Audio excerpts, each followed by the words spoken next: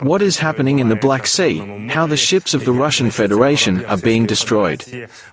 This was stated by the commander of the naval forces, the armed forces of Ukraine, Vice Admiral Oleksiy Neizhpapa. 5 Russian ships were eliminated due to remote mining. At the same time, Neizhpapa said that a total of 27 ships of the Russian Federation have been destroyed since February 24, 2022. At the same time, 5 of them were destroyed with the help of mines, which naval drones placed near the Sevastopol Bay. Let me remind you that our UAVs work just phenomenally. Our Western partners are surprised by them and learn from their experience. Because unmanned surface drones can both ram and remotely mine, and also already have anti-aircraft systems on board, thus they can hit air targets.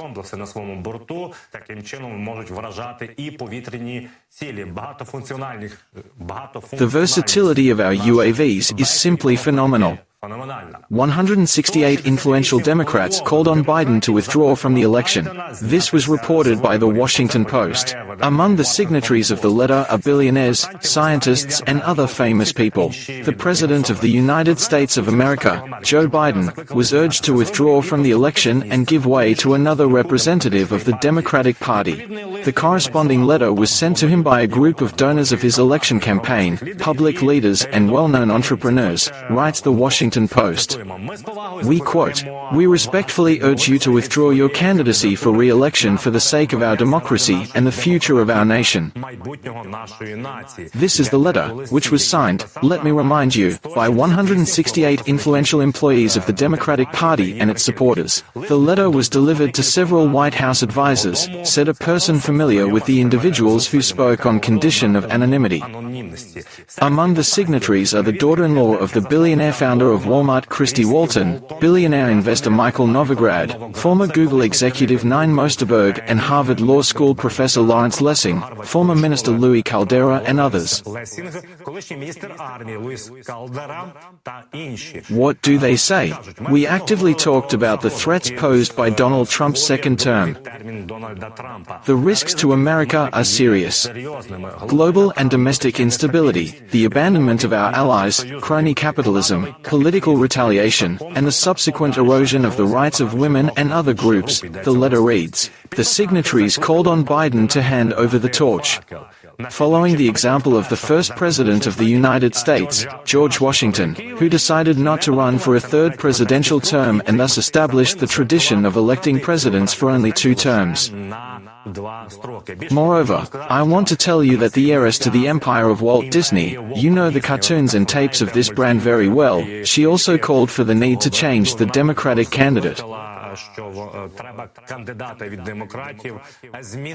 That is, in August there will be an official nomination of a candidate from the Democratic Party. In July the Republicans should announce that, probably, Donald Trump will be.